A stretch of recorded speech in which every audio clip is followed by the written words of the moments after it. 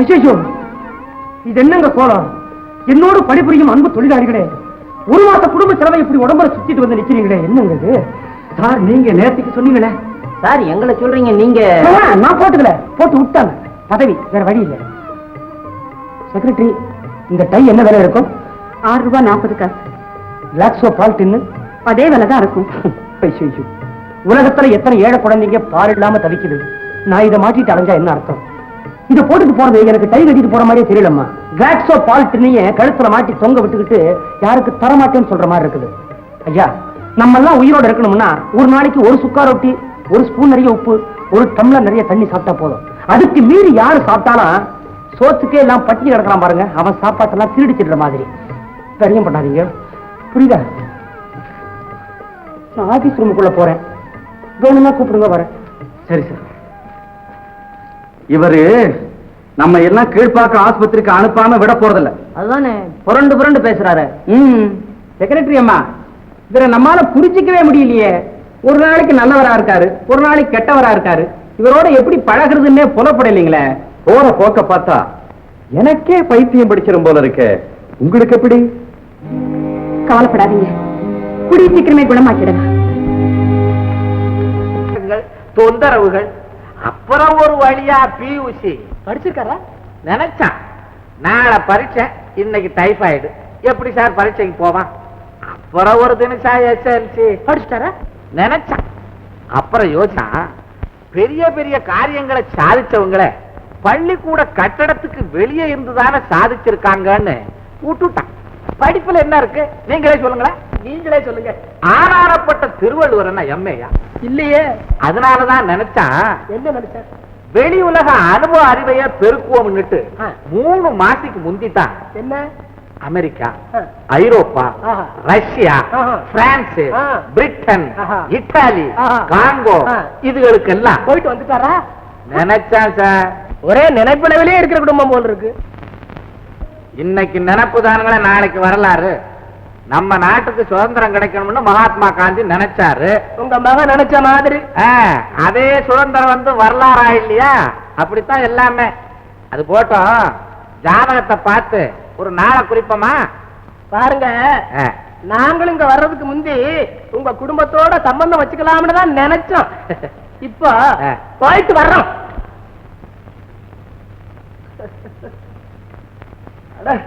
கண்ணாடி இங்கே இருக்குது. அப்பா, நம்ம வாழ்க்கையே சோகக்கதையா ஹாஸ்ய கதையானே புரியல. இல்ல மர்ம கதையாகாத வரைக்கும் சேமண்டா. ஹலோ டாக்டர், எங்க வந்தீங்க? உங்க செக்ரட்டரி போன் பண்ணி உடனே உங்களை வந்து பார்க்க சொன்னாங்க. ஏன், இங்க யாருக்கு என்ன உடம்பு? உங்க போக்கே எனக்கு புரியல, அதனாலதான் டாக்டர் வர சொன்னேன். அது என் கடமை தானே. மிஸ்டர் குமரன், உங்களை நான் இப்ப டெஸ்ட் பண்ண போறேன். இந்த ஒரு விரல காமிச்சா என்ன அர்த்தம்? தொழிலாளிகிட்ட இப்படி காமிச்சா சம்பளம் வாங்குற முதல் தேதின்னு சொல்லுவாங்க. இந்த 1ஆம் தேதியை நம்பித்தான் அவங்க உயிரியை வச்சுட்டு இருக்காங்க. இதையே நம்ம சின்னையா நம்மகிட்ட காமிச்சான்னா ₹1 கடன் கேட்கறான்னு அர்த்தம். அவனுக்கு அன்னாடு இது தேவை. பள்ளிக்கூடத்துல இதுக்கு அர்த்தமே வேற. உங்களுக்கு தான் தெரிஞ்சிருக்கணுமே, படிச்சவராச்சே. சரி, இதுக்கு என்ன அர்த்தம்? எலக்ட்ரீஷியன் கிட்ட காமிச்சா இத பாசிட்டிவ்னு சொல்லுவாங்க, இத நெகட்டிவ்னு சொல்லுவாங்க. இதையே வெள்ளக்கார கிட்ட காமிச்சா ஒன்னு சேர்த்து வி ஃபார் விக்டரின்னு சொல்லுவாங்க. சரி, இதுக்கு என்ன அர்த்தம்? தமிழ் புலவர்கள் அறத்துப்பால், பொருட்பால், காமத்துப்பால்னு சொல்லுவாங்க. இதையே கடன் கொடுத்தவங்கிட்ட கடன் வாங்குறவன் கொஞ்சம் வசதி காமிச்சான்னா அர்த்தமே வேற. ஆல்ரைட், இதுக்கு என்ன அர்த்தம்? அனாசின் உங்களை 4 விதத்தில் குணப்படுத்துகிறது. தலைவலியா, இருமலா, ஜலதோஷமா, காய்ச்சலா? காய்ச்சலா, ஜலதோஷமா, இருமலா, தலைவலியா? ஏமண்டி அனாசின் தினண்டி பாதபடகண்டி அவனண்டி டிங் டிங். உங்க ஆஸ்பத்திரியில படுத்திருக்கும் போது இப்படி கைய காமிச்சா கடைசியா 4 பேர் தூக்கிட்டு போவாங்கன்னு அர்த்தம். பரவாயில்லையே. சரி, இதுக்கு என்ன அர்த்தம் சொல்லுங்க. சொல்றேன். மகாபாரதத்துல வர்ற பஞ்ச பாண்டவர்கள் நகுலன், சகாதேவன், தர்மர், அர்ஜுனன், பீமன், இத்தனைக்கும் பொதுவா நம்ம அம்மா திரௌபதி. பாரதமே என் கைக்குள்ள இருக்குது. இன்னும் ஏதாவது டெஸ்ட் இருக்கா? மாலதி அம்மா, அவர் தெளிவாத்தான் இருக்காரு. அப்புறமா வந்து முதல்ல உங்க டெஸ்ட் பண்ணிக்கங்க. போகும்போது நான் என்னையும் டெஸ்ட் பண்ணிக்கிறேன்.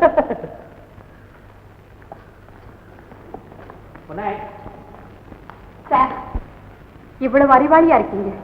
இருந்தாலும் ஏன் சார் உங்களுக்கு ஒரு நிலையான குணம் இல்ல? உலகமே ஒரு நிலையில நிக்காம சுத்திட்டே இருக்குமா சார், நிம்மதியே உங்க முகத்துல காண முடியலையே.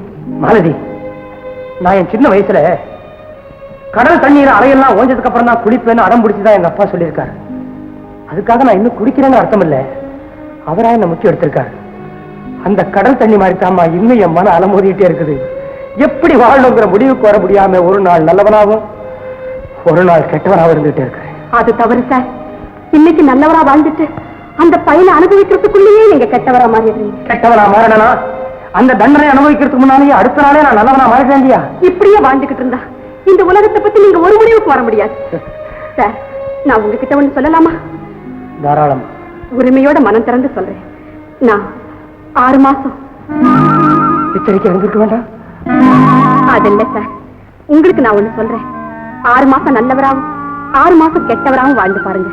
அப்ப நீங்க நிச்சயம் இந்த உலகத்தை புரிஞ்சுக்க முடியும்னு நான் நம்புறேன்.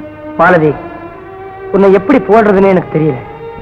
மத்தவங்க புகழ்ந்த மாதிரி காப்பி அடிச்சு சொல்லலாம்னா அது எனக்கு பிடிக்காது. ஒரிஜினலா சொல்லலாம்னு பார்த்தா அது உனக்கு பொருந்தாது. நீ சொல்றபடியே செய்யறம்மா. இன்னைக்கு ஜூலை 1ஆம் தேதி, டிசம்பர் 31ஆம் தேதி வரைக்கும், அதாவது 6 மாச காலம் நான் நல்லவனாவே இருக்கிறேம்மா. ரொம்ப சந்தோஷம் சார். அன்புள்ள செக்ரட்டரி, இன்னைக்கு என்ன ப்ரோக்ராம் சொல்ல முடியுங்களா? சார், இன்னைக்கு ரோட்டரி கிளப் மீட்டிங்ல நீங்க பேசுறதா ப்ரோக்ராம். எதை பத்தி பேசணும்னு சொல்ல முடியுங்களா? சோஷலிசத்தை பத்தி. அங்க அந்த படம் ரெடிங்களா? Ready sir. போறதுக்கு கார் ரெடிங்களா? ரெடி. நீங்க ரெடிங்களா? எவர் ரெடி? நானும் ரெடி. நாடகமே உலகம், நாளை நடப்பதை யார் அறிவார்? அப்பா, நாடகத்துக்கு போயிட்டு வரம்பா. என்னடா வேஷம்? ஜோசியர் வேஷம். இன்னைக்கும் பணம் ஏதாவது உண்டா? நிதி தானா? நிச்சயம் பணம் உண்டுப்பா. உன்னைத்தான் நம்பிக்கிட்டு இருக்க. ரேஷனுக்கு கண்டிப்பா ரேஷன் வாங்கலாம். ரேஷனே நினைச்சுக்கிட்டு தொழில் பண்ணாத. நம்ம வறுமை தொழில தெரியப்படாது. நிறைய கைதட்டல் வாங்கணும்டா. நான் தெருவில் போனாலே கை தட்டுறாங்கப்பா. அந்த கைதட்டல் வேற. எத்தனா கடையில கடை வாங்கியிருப்ப, அவன் கைதட்டி உன்னை கூப்பிட்டு இருப்பான். நாடகத்துல கைதட்டல் வாங்கணும் போ. இப்போது நண்பர் குமரன் அவர்கள் சிறப்புரையாற்றுவார். வணக்கம் பெரியோர்களே, தாய்மார்களே. இப்பொழுது நான் இந்த உலகத்தின் முதல் சோஷலிஸ்டின் படத்தை திறந்து வைக்கப் போகிறேன். அவரோ என்று எண்ணலாம், அவர் இல்லை. இவரோ என்று எண்ணலாம், இவரும் இல்லை. எவரோ என்று எண்ணலாம், யாருமே இல்லை.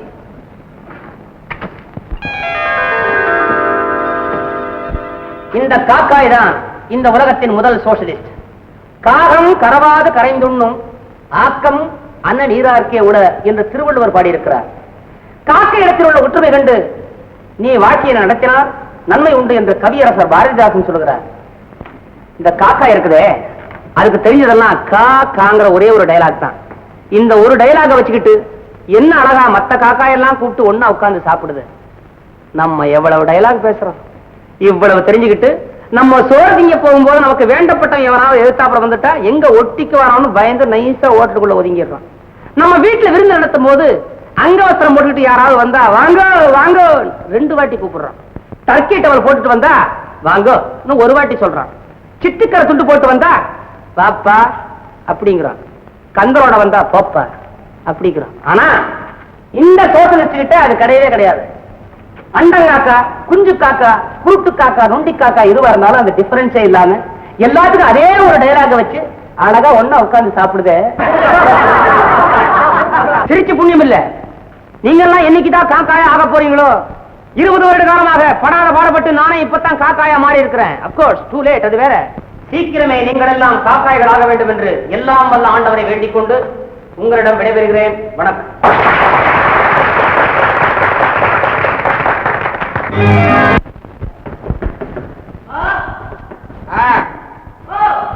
வந்துட்டா. ஆமா, என்ன ஒண்ணு ராத்திரி எல்லாம் காணா? நாடகத்தை முடிச்சிட்டு வந்த வாச கதவு சாத்தி இருந்தது.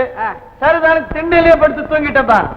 சரிதான், அதையும் பழக்கப்படுத்திக்க வேண்டியதுதான். நாளைக்கு எப்படி எப்படியோ அது போட்டோம். நாடகத்துல வேஷம் போட்டியா? வேஷத்துக்கு பேர் எப்படி? பிச்சு வந்துட்டம்பா. இந்த வேஷத்துக்கு 50 ரூபாய் கிடைச்சது. நல்ல வேஷம் பா இது. இனிமே என்னைக்கு இந்த வேஷம் தான்.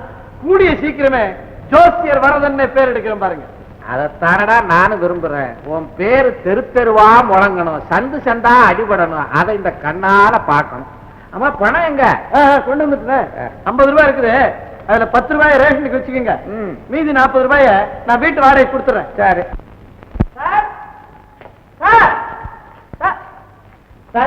வாடகை பணம் கொண்டு வந்திருக்கேன், வாங்கிக்கிறீங்களா? கொடு. ஐயோ என்ன கை சார் இது, ரொம்ப அதிர்ஷ்டமான கை சார் இது, அற்புதமான ரேகை விடுதேன் சார். சில பேர் கையை பார்க்கவே நமக்கு எரிச்சலா இருக்கும், உங்க கையை பார்க்க எனக்கு ஆசையா இருக்கு சார். ஜோசியம் வேற தெரியுமா உனக்கு? ஐயோ அதான் நான் கத்துக்கிட்ட தொழில், நடிப்பு சும்மா சைட் பிசினஸ் அவ்வளவுதான். அப்படியா? அப்படி என்ன அதிர்ஷ்டம் ஓடுது கையில? வந்து இது பெங்கால் கை சார். இது பெங்கால் கையா? பெங்கால்ல இருந்து தெரிஞ்சு தெரியாம சினிமாக்காக தான் வருதுன்னு கேள்விப்பட்டிருக்கேன், கையுமா வருது? வந்திருக்குதே. முந்தின பிறவியில நீங்க பெங்கால்ல பிறந்திருக்கீங்க. பெங்கால்ல உங்க பேரு தேவதாஸ். காதல்ல தோல்வி அடைஞ்சு உலகே மாயம் வாழ்வே மாயம் அப்படின்னு பாடி தீர்த்துட்டு ஒரு மாட்டு வண்டியில வந்து ஒரு திண்ணல விழுந்து செத்துட்டீங்க சார். அப்புறம் இப்பதான் பிறந்திருக்கீங்க. நீங்க தான் அந்த தேவதாஸ். தேவதாசா? தண்ணி போட்டேன்றியா? சொல்லணுமா சார்? போன ஜென்மத்துல சார். சார் அதோட அதிர்ஷ்டமான ரேகை இன்னொன்னு ஓடுது. வாடகைய குடுக்குற மாதிரி பாக்கெட்டுக்குள்ள வச்சுக்கிட்டதா? என்ன சார் நீங்க சார், பார்வதி பார்வதின்னு கதறி செத்தீங்களே, செத்தாச்சா?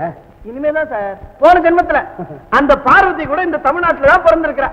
அவளுக்கு என்ன அடையாளம்னா தீங்கிற எழுத்துல அவ பேர் முடியும். பார்வதி 4 எழுத்து, தோல்வி ஆயிடுச்சு. அதனால அங்க அங்க வந்து பிறந்த அலைச்சல்ல ஒரு எழுத்து தேஞ்சு போய் 3 எழுத்துல வந்து நிக்கிறா சார். இன்னும் என்ன தாமதம் ஜோசியரையா, உடனே நீங்களே கல்யாணத்துக்கு நாள் நிச்சயம் பண்ணுங்க. யார நிச்சயிக்கிறது? நீங்க தான் தெளிவா சொல்லிட்டீங்களே, என் பேர் தான் மாலதி, தீனால முடியுது, 3 எழுத்து. சுமதி கூட தான் சீனால முடியுது, 3 எழுத்து. ஏன் வரதா, என் லைஃபை பாத்தியா, டபுள்ஸ்லயே போயிட்டு இருக்குது. நான் விரும்புறதா சுமதிய, ஆனா பாவம் மாலதி என்ன விரும்புது? ஆரம்பிச்ச பிரச்சனைய நீ தான் முடிச்சு வைக்கணும். டேய் ஒரு வழி சொல்றேன். அது எப்படி சார்? நான் ஜோசியம் மட்டும் இல்லையே, சுமதிக்கு அண்ணனாவும் இருக்கிறேனே. சுமதியை கிட்டிக்கு சொன்னா தங்கச்சிக்காக சொல்லிட்டான்னு மாலத்தி நினைக்கலாம். மாலத்தியை கிட்டிக்கு சொன்னா அண்ணனே தனக்கு துரோகம் செஞ்சுட்டான்னு சுமதி நினைக்கலாம். தெய்வம் தான் சார் இதுக்கு வழிகாட்டணும். அது எப்படி? அப்படி கேளுங்க. ஒரு பொட்டலத்துல விபூதி, ஒரு பொட்டலத்துல குங்குமம், ரெண்டுத்தையும் தெய்வத்தின் முன்னால போற்ற வேண்டியது. ஒரு குழந்தையை கூப்பிட்டு எடுக்க சொல்லணும். குங்குமம் வந்தா சுமதி, விபூதி வந்தா மாலத்தி. Correct idea. எப்படி மாலதி? அப்படியே செய்யணும்.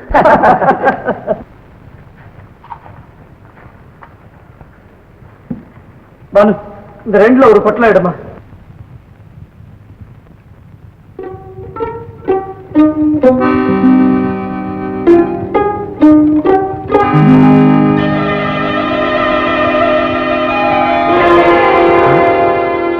குங்குமம்.